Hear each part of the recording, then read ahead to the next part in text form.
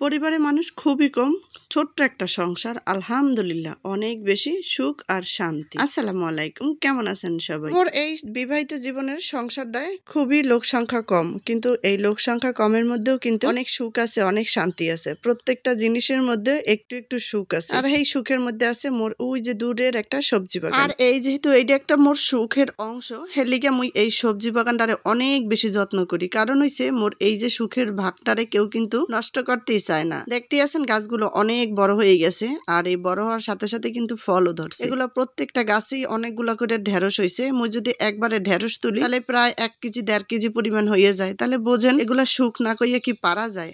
আর এই পাশেই দেখতেছেন কতগুলা লাউ গাছ লাগাইছি, অনেকগুলা লাউ গাছ হয়েছে মাশাআল্লাহ দিলে। গাছের দিকে তাকাইলে মোর পরানটা এককালে জুড়াইয়াই যায়। দেখেন এন চোখ দুইটা জুড়াই, ছোট্ট একটা কুম্বা চারা মানে পেঁপে চারা। এই পেঁপে গাছটাই কিন্তু একবারে সুখের কোনো শেষ নাই, একবারে অনেকগুলা পেঁপে হয়েছে। এই জায়গা দিয়ে কিন্তু মুই পেঁপে নিয়ে খাইছিও, যে আপনাকে ভিডিও করে দেখাই নেই। আর আজকে এই অল্প পরিমাণ আর কি ঢেঁড়স তুলছি, এখানে প্রায় আধা কেজিরও বেশি আর কি ঢেঁড়স আছে। যাই হোক, এগুলো আজকে নিয়ে যাবো আলহামদুলিল্লাহ। আর যাওয়ার সময় আর কি মুই দেখতে আসি এই যে মোর ঢেঁড়স গাছগুলো আছে, প্রত্যেকটা গাছ আর কি মোর চাইতে লম্বা লম্বা হয়ে গেছে। দেখছেন কত সুখ আর শান্তি লাগে। যাক আলহামদুলিল্লাহ, মোর হাতের গাছগুলো যেন সবুজ সুন্দর থাকে, সবাই একটু দোয়া করবেন। আর এই ঢেঁড়স গুলো নিয়ে মুই এখন তাড়াতাড়ি করে রাঁধতে যাবো, কারণ হচ্ছে মোর তো শাশুড়ি মায় অসুস্থ, এর লেগে একটু তাড়াতাড়ি করে রান্না জোগাড় করা লাগে। আর এই হয়েছে যে মোর সংসারের আরো একটা সুখ। এই যে দেখতে আছেন এগুলো হচ্ছে মুই যে প্রায় মাছ ধরি, আপনারা যারা ভিডিওতে দেখেন। আর এই মাছগুলোই গতকালকে রাত্রে মুই পাইছিলাম, হেলিগে ভাবলাম আজকে আর কি একটু তাজা তাজা যদি রান্ধে খাই তাহলে তো একটু মজা বেশিই লাগবে। আর এদিক দিয়ে মোর শাশুড়ি মায় কইয়ে দিয়েছে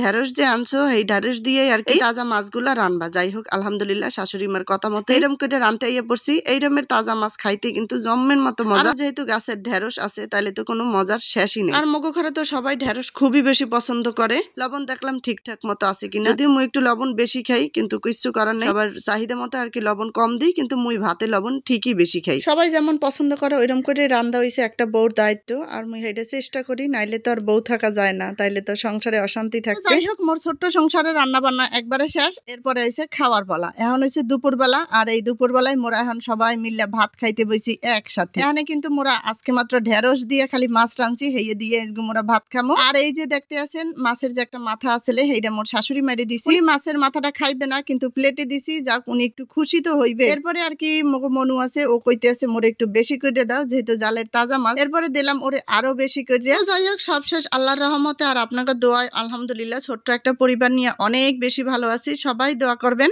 আপনাকে তানিয়া যেন ছোট্ট সংসারটা নিয়ে এইভাবে হাসি খুশি ভাবে সুন্দর থাকতে পারে, আর আপনাদের মধ্যে সুন্দর সুন্দর পারিবারিক একটা সুন্দর ভিডিও দিতে পারি। সবাই অনেক ধন্যবাদ, সবাই ভালো থাকবেন। আর মোর ভিডিওটা ভালো লাগলে অবশ্যই ভিডিওটা একটু শেয়ার করে দেবেন। আজকে এই পর্যন্তই, আল্লাহ হাফেজ।